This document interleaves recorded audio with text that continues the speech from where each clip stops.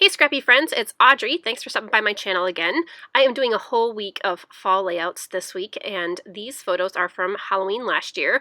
I almost always make my kids' costumes, and last year my son was macaroni and cheese, which was really fun to make. We made it out of toilet paper tubes, and then my daughter was a unicorn, and I sewed part of her costume together. So we get together with neighbors on our street and we go trick-or-treating. We have like a little Halloween party ahead of time, so it was really fun. Nice, fun Halloween traditions. So I am going through my Halloween stash, and I love this crepe paper collection. I'm pretty sure it's called After Dark. And the die cut pack has some vellum die cuts with black printing on them. So the spider webs and the trick-or-treat and the little skeleton, a couple of the other pieces there are actually vellum, so they're really, really pretty. And I really wanted to kind of use up some of these embellishments. Some of these larger pieces I won't use, especially the ones that are kind of like vintage looking. I don't know.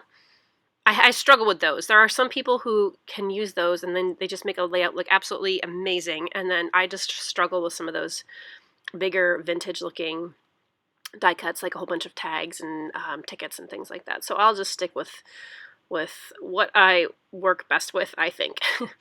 So I'm just going to start arranging different bits around, and I really wanted to stick with the black and orange and then bring in a little bit of blue.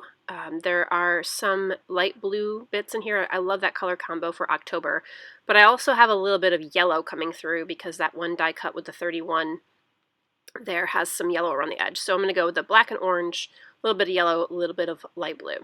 So I'm just kind of getting an idea of where I want to lay things out. I kind of like this balance here, this kind of diagonal design, going down from top left to bottom right. And now I'm going through a die cut pack. This is from Pretty Little Studio, and this collection I'm pretty sure was called Goosebumps, and I think that Ashley Horton designed this. And when I saw it, I loved it. There's such cute little bits here, these little circle spots, and there's stars, and then I got the a couple other like phrase stickers and some flair from this collection too. So again, just trying to bring in some blue elements here, so that's why I used the couple blue stars and those chevron pieces. And I'm using these little kind of corner things to try to make a chevron too, but I'll stick with the bigger chevron pieces. And then I'm just going to scatter a few black stars. And notice I'm not gluing anything down. I'm just kind of, well, you can see I took it all off. I was just kind of laying it out. I take a picture of it, and then I go back through because I'm going to do some mixed media. And I'm going to kind of go bold with my mixed media here because I really want to, I really want to go heavy with the black and orange. So I am going to do a lot of bright orange on my background. I put a little too much gesso on, so I scrape some off with my scraper. I use a Pampered Chef like pan scraper to scrape my excess gesso or paint off. So this is Pink Fresh Studio. This is their liquid watercolors, and I have used this orange before, and I knew it was super bold and super bright. And as I'm doing this, I'm like, oh my gosh, is this too orange? And you can see as I blend out towards the ends, it kind of looks a little bit yellow, and I really didn't want the yellow. I really wanted to stick with the orange. So I'm going through some other Distress Oxides in orange. And so I put some more orange around the edges because, like I said, it looked a little bit too yellow as I was thinning it out. So I thought to myself, I guess I have to really go bold with this orange if I really want the orange to stand out. So go bold or go home, I guess. And I'm going to let it do some drips down at the bottom. You saw me spritz a little water on there before I put the watercolor on because I really wanted it to get kind of runny and blend. And I'm just going to go back in with, once it's kind of dried, I'm going to go over some of the more yellow spots with a little bit more deeper orange. And then some splatters. That's some Distress Oxide in like marmalade, I think. And then this is, oh, what is this called? This brand. I can't remember. It's from a Hip Hit Club kit. So that's dried. You can see it actually, when it dries, it toned down a little bit. And then to bring in again that contrast and that that shade of blue, I went over with some Distress Oxides. I think that was called Faded Jeans. And then I thought maybe a few sparkles of gold. So I'm using my Heidi Swapp Color Shine in gold, and I will let that dry.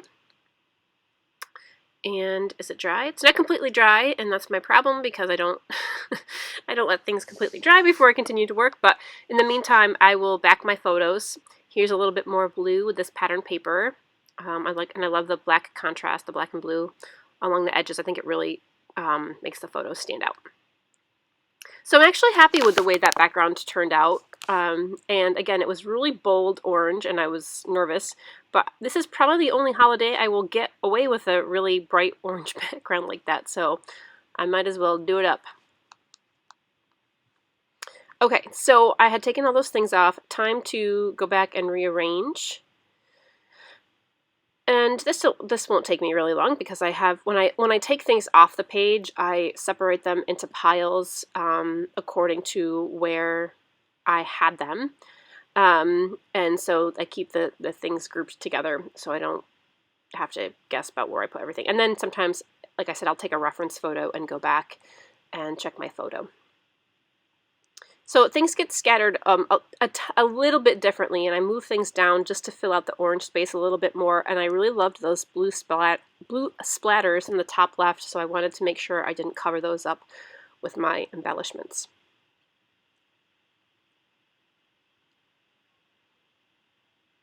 And now that I realize it, the only pattern paper I have on here is the paper behind my photos. Well, of course, on my background paper as well. So I love just using some mixed media and some embellishments to really make a fun page. And I love the flow of this page. Again, I love to do a diagonal design. If I don't do a diagonal design, I like to do a symmetrical design, which is meaning like horizontal or vertical, just so, I don't know, so it flows. I like having a page that flows. I'm scattering a few other little gold vellum pieces around. I'll put that label sticker there.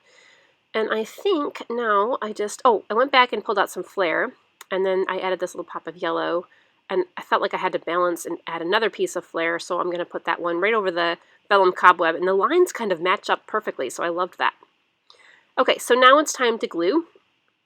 My vellum things, I'm going to use my tape runner because it's clear, and then some of the little bits I will start popping up. So this little bat, some of the stars I'll pop up with 3D foam squares. Some of them I lay flat.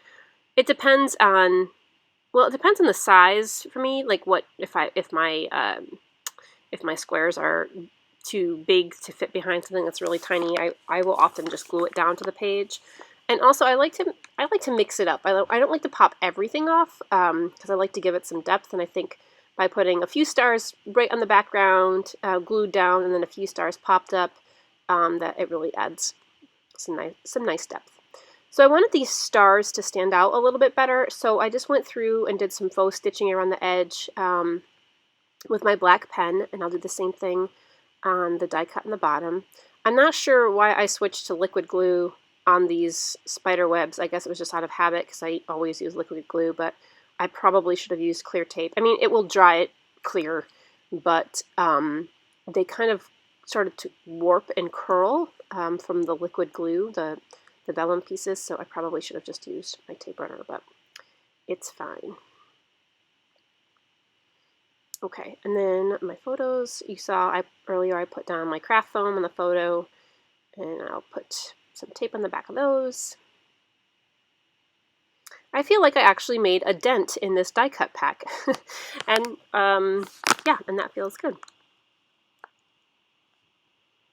So I noticed that most of my embellishments are, I have this one with a 31 that's orange, and then a little tiny bit of orange in the crow in the top left, but most of the orange on this page is my background. And then the embellishments are mostly black and blue and yellow, which I think was a nice combo. So that went pretty fast, actually gluing that down. I'll add a little bit of black and white twine, and that's it. I added my journaling under my photo and put the date there. And there you can see all the lovely layers. I love how this page came out. I love the, I'm really happy with the background. And I love these embellishments. It's so fun. And I love scrapping Halloween. I really should scrap more Halloween photos. Okay, I think that does it for today. Thanks so much for watching. I'll be back tomorrow and the rest of this week for all kinds of fall-themed layouts with leaves and Thanksgiving and lots of other things. So have a great week. Stay scrappy, friends.